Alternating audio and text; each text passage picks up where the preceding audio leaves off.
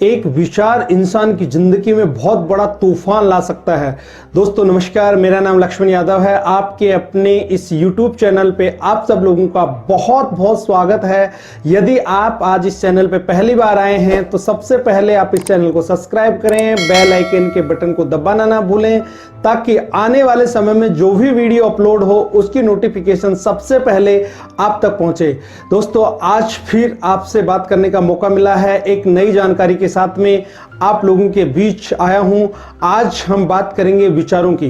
दोस्तों हम सब सुनते आए हैं कि एक विचार इंसान की जिंदगी को बदल सकता है। इस वाक्य को हम काफी समय से सुनते आ रहे हैं। क्या कभी आपने गौर किया है कि ये विचार होते क्या हैं? क्या वास्तव में विचारों से जिंदगी को बदला जा सकता है? क्या कभी किसी विचार को आपने अपनी जहन में उतारा है? दोस्तों ऐसा बताते हैं, साइंस में ऐसा प्रमाण है कि एक व्यक्ति के दिमाग में एक दिन के अंदर लगभग 60,000 विचार आते हैं और ये विचार दो प्रकार के होते हैं, एक सकारात्मक और दूसरे नकारात्मक। सकारात्मक विचार रखने वाले व्यक्ति जिंदगी में हमेशा तरक्की करते हैं, ऊर्जावान रहते हैं और उत्साह के साथ में काम करते हैं और जिंदगी में आगे बढ़ते रहते हैं। दूसरे तरीके के जो विचार होते हैं वो नकारात्मक होते हैं। नकारात्मक विचार रखने वाले व्यक्ति जिंदगी में हमेशा हताश रहते हैं और किसी भी काम को करने में उनका मन नहीं लगता, हमेशा वो अपने जीवन में पीछे रहते हैं। दोस्तों हर व्यक्ति के दिमाग में विचार हमेशा चलते रहते हैं। विचारों पे किसी का भी एकाधिकार नहीं होता। एक ही तरीके के विचार बहुत सारे लोगों के दिमाग में चलते रहते हैं और ये विचार कब, कहां और किस समय आपके जहन में आ जाए इस बात का किसी को भी पता नहीं होता।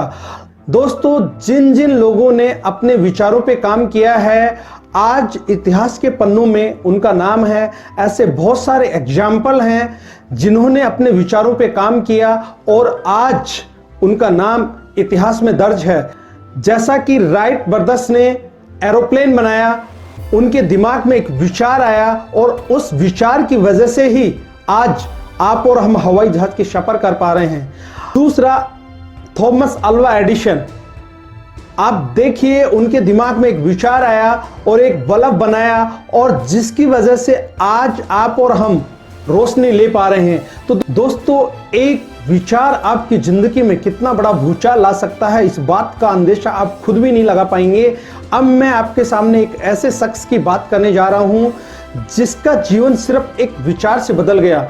महात्मा गौतम बुद्ध के समय की बात है। उस समय एक डाकू उंगलीमाल हुआ करता था। एक दिन गुस्से में आके उसने प्रतिज्ञा ली कि मैं 1000 लोगों का वध करूंगा और जब भी किसी व्यक्ति का वो वध करता था उसकी एक उंगली काट के उसकी माला बना लेता था और अपने गले में पहनता था।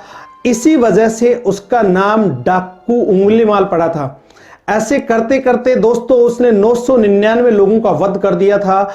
उसके आसपास कोई भी व्यक्ति जाता नहीं था, बहुत ज्यादा खौफ था। जिस रास्ते से वो गुजरता था उधर आसपास में कोई भी उसके पास में नहीं आता था।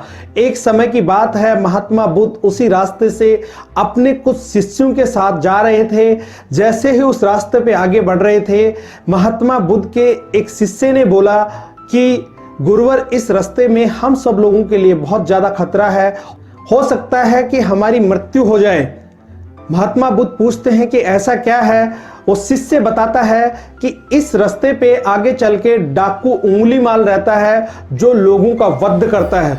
महात्मा बुद्ध बोलते हैं उसको मेरी जरूरत है, अब तो मैं जरूर इसी ही रास्ते पे जाऊंगा।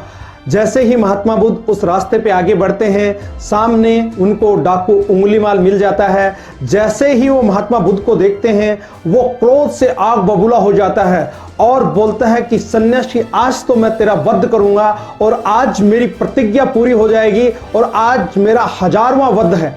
जैसे डाकू उंगलीमाल महात्मा गौतम बुद्ध की तरफ बढ़ रहा था उसका गुस्सा और ज्यादा तेज हो रहा था, वो गुस्से से आग बबूला हो रहा था और वो बोलता है कि सन्यासी मेरे सामने से हट जा वरना मैं आपका वध कर दूंगा।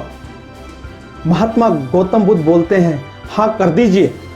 उसका गुस्सा बिल्कुल चरम सीमा पे था। उसने महात्मा बुद्ध को बोला कि आप रुक जाइए नहीं तो मैं आपको मार दूंगा। महात्मा बुद्ध बोलते हैं कि मार दीजिए। वो दोबारा से बोलता है, सन्यासी रुक जाओ नहीं तो मैं आपका वध कर दूंगा। महात्मा बुद्ध उसको बोलते हैं, अब तो रुकने की आपकी बारी है। महात्मा बुद्ध उसको बोलते हैं कि ठीक है आप मार दीजिए, लेकिन मेरी एक बात सुनिए कि आपके हाथ में जो खड़ग है उससे इस पेड़ की टहनी काट के दिखाइए। वो फटाक से उस खड़ग से उस पेड़ की टहनी को काट देता है। भगवान गौतम बुद्ध मन ही मन में सोचते हैं कि ये बात तो मान रहा है, इसमें बदलने की संभावना तो है। अब महात्मा बुद्ध उसको बोलते हैं कि इस टहनी को दोबारा जोड़ के दिखाएं। जैसे ही महात्मा बुद्ध ऐसे बोलते हैं, वो गुस्से में और ज्यादा आग बबूला हो जाता है और वो कहता है कि सन्यासी आपका दिमाग तो ठीक है, क्या कोई टूटी हुई चीज दोबारा जुड़ सकती है? महात्मा बुद्ध बड़ी विनम्रता के साथ उसको कहते हैं, तब से मैं आपको भी यही तो कहना चाह रहा हूं, क्या कोई टूटी हुई चीज दोबारा जुड़ सकती है?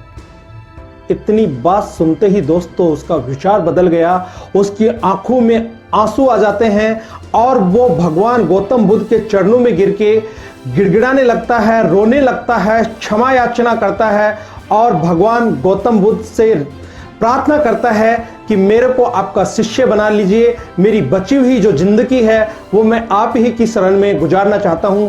दोस्तों उसका विचार बदल गया और वो महात्मा गौतम बुद्ध का शिष्य बन गया। तो दोस्तों बदलाव की संभावना है और व्यक्ति की जिंदगी उसके विचारों पर आधारित होती है।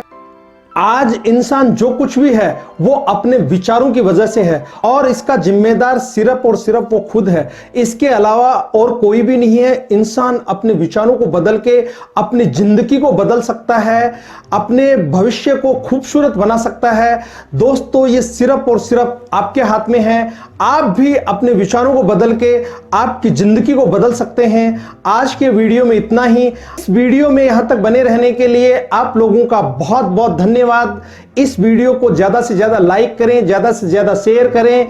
अगले वीडियो में फिर आपसे मुलाकात करते हैं। तब तक के लिए आप अपना और अपने परिवार का ख्याल रखें। जय हिंद, जय भारत।